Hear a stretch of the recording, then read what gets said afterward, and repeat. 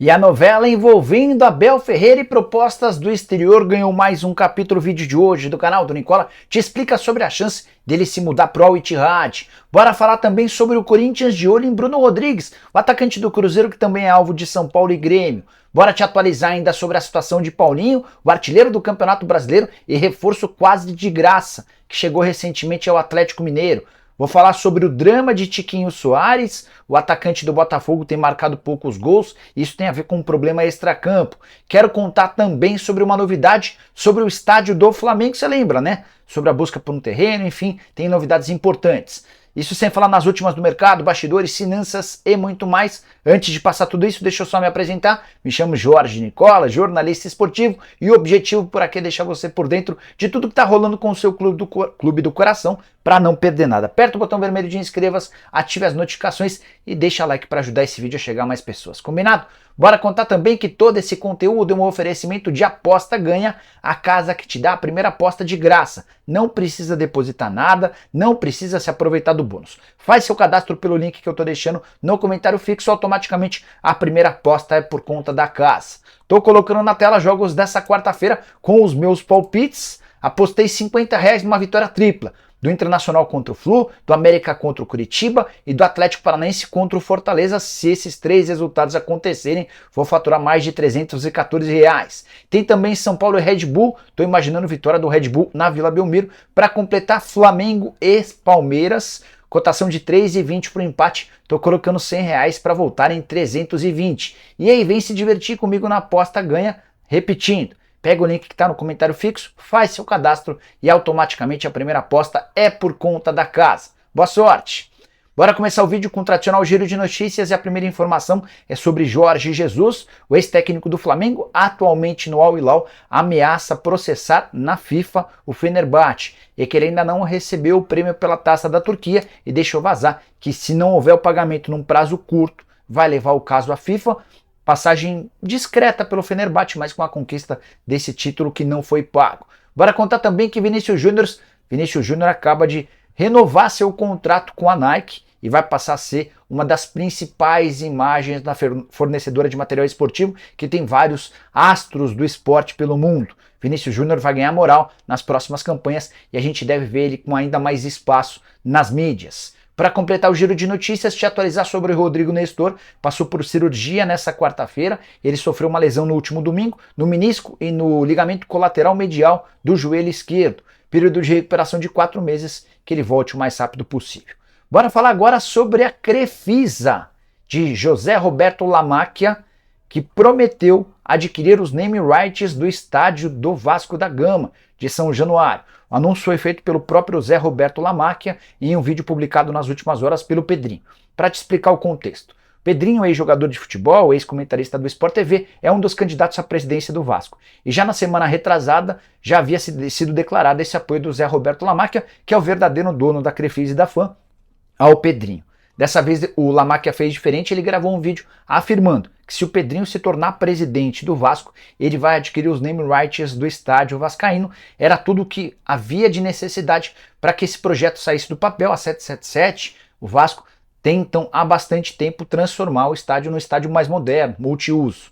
Recentemente houve uma vitória importante do ponto de vista político. O Vasco conseguiu, com a ajuda do governo e da prefeitura, que o potencial construtivo de São Januário garantisse uma boa receita. Faltava ainda dinheiro e, de acordo com o Pedrinho, a frase do Pedrinho sobre o tema é, abre aspas, a receita dos naming rights vai complementar de maneira significativa o potencial construtivo de São Januário. Esse é mais um passo que reforça a minha parceria com o José Roberto Lamacchia, fecha aspas. Não se descarta, inclusive, outros tipos de parceria com patrocínio e, eventualmente, isso ainda vai ser debatido um pouquinho mais para frente, mas o Zé Roberto Lamacchia, que é o marido da Leila Pereira, está apostando alto no Vasco da Gama. E aí uma curiosidade, o Lamacchia é palmeirense fanático. A Leila Pereira era torcedora vascaína até ser abraçada pela comunidade palmeirense por conta de todos os investimentos feitos lá atrás. Mas talvez agora seja a oportunidade de agradar ao time do coração da presidente palmeirense. Bora falar agora sobre novidade em relação ao estádio do Flamengo.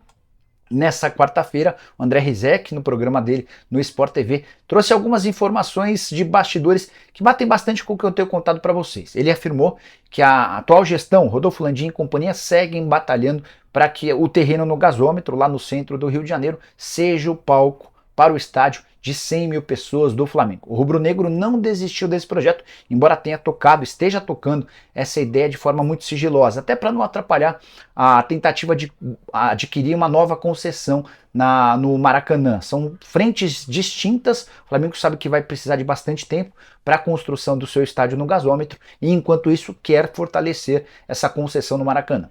Sobre a ideia de construir seu estádio no terreno do gasômetro, o Flamengo tinha dois problemas, um com a prefeitura, o outro com a Caixa. Com a prefeitura, de acordo com o Rizek, esse problema já foi superado.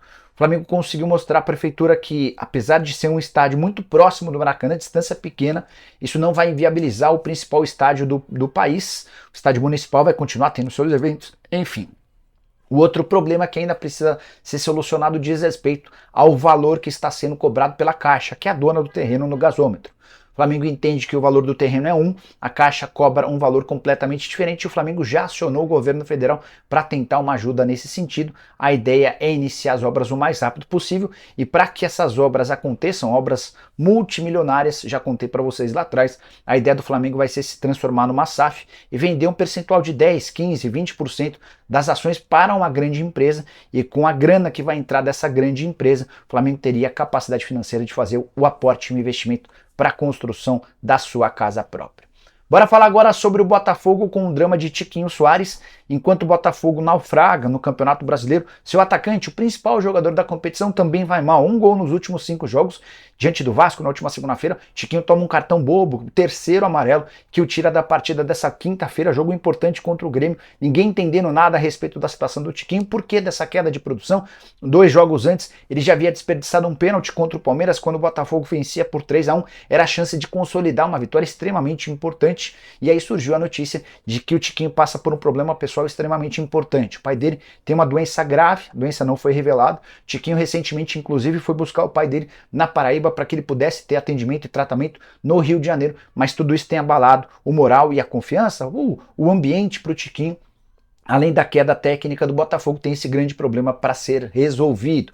Botafogo que segue em busca de soluções internas, ainda não há uma definição em relação a Cuca, Vanderlei Luxemburgo, isso tudo vai ser debatido um pouquinho mais para frente. O Botafogo vai enfrentar o Grêmio tendo o Lúcio Flávio como seu treinador. Só para completar sobre o Botafogo, torcidas organizadas estiveram na porta do CT hoje para muitos protestos. O Marçal, lateral esquerdo, um dos mais experientes do elenco, se reuniu com os torcedores e prometeu que não vai faltar garra nessa reta final de competição. A semana é decisiva para o Botafogo. Quinta-feira recebe em São Januário o Grêmio, domingo jogo em Bragança Paulista contra o Red Bull Bragantino. Hora de falar sobre Paulinho, atacante do Atlético Mineiro, artilheiro do Campeonato Brasileiro, ao lado do Tiquinho e convocado para a seleção brasileira. Momento mágico do atacante que chegou praticamente de graça ao Galo.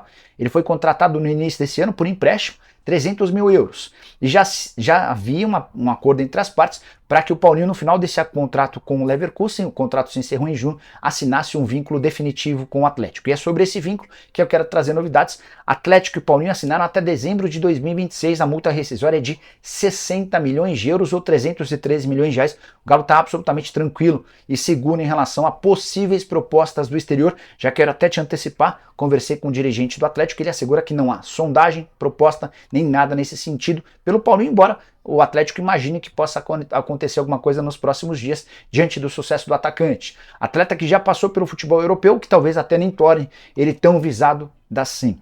15 milhões de euros era o valor mínimo, é o ponto de início para uma conversa. Qualquer valor inferior e o Atlético nem senta para conversar com possíveis interessados. Só uma outra observação importante, 80% dos direitos econômicos do Paulinho são do Atlético, 20% pertencem ao próprio jogador. O Transfer Marketing fala no Paulinho avaliado em 10 milhões de euros, esqueça essa cifra. Jogador que em outros tempos, na época do Bayer Leverkusen, já teve uma cifra bem superior.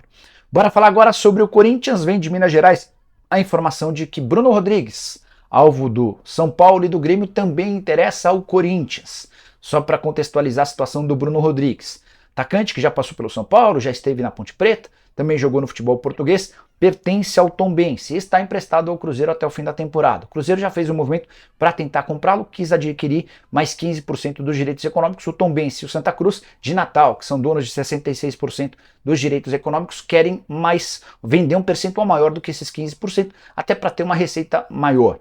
Negociação com o Cruzeiro está estagnada, chance dele permanecer para o próximo ano é difícil, e em meio ao interesse do São Paulo e do Grêmio, agora aparece também o Corinthians.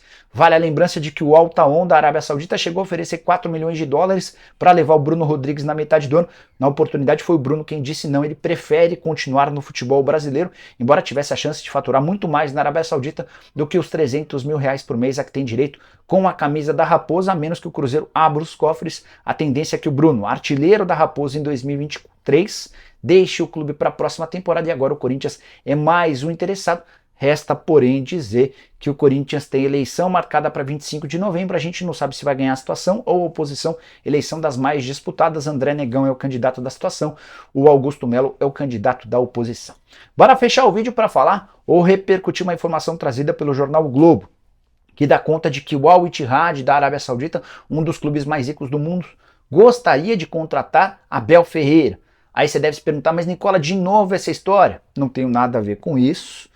Mas preciso contar para vocês que o Nuno Espírito Santo, técnico português que dirigia o Al Ittihad, acaba de ser demitido. O time não vai bem na temporada, é a equipe do Benzema, do Romarinho e companhia.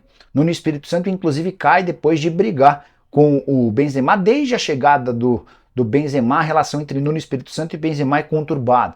Vazou, inclusive, um diálogo entre eles, do Nuno Espírito Santo cobrando o Benzema em relação a pouca vontade dele em ajudar para marcar. O Benzema disse que o Nuno Espírito Santo deveria reivindicar um comportamento melhor de todo o time e não ficar só perturbando a paciência dele. Diante desse clima e também com a falta de resultados, o Nuno caiu e agora o Al Ittihad está no mercado em busca de um novo técnico. O Al Ittihad é aquele mesmo que chegou a oferecer 30 milhões de dólares para contratar o Gustavo Gomes no meio da temporada. Há, inclusive, de acordo com o empresário do Gustavo Gomes, uma possibilidade de nova proposta na virada do ano, o que poderia acabar por determinar a saída do Gustavo Gomes. Não acho que o Abel vá trocar o Palmeiras pelo Al Ittihad, mesmo levando em consideração que recentemente, em uma entrevista à própria TV do Palmeiras, o Abel tenha dado sinais de que está cansado, de que pode sair do Palmeiras a qualquer momento. Por que eu acho que não é o caso? O Abel nunca se ligou tanto em dinheiro, apesar dos 2 milhões e 800 mil que tem direito no futebol palmeirense. A ideia dele é assumir um clube grande do futebol europeu e por Al Ittihad seria se esconder. Outro detalhe importante, o Benzema, depois desse problema com o Nuno no Espírito Santo, que é técnico português, trabalha nos bastidores pela contratação de um técnico francês, com quem ele teria um melhor diálogo.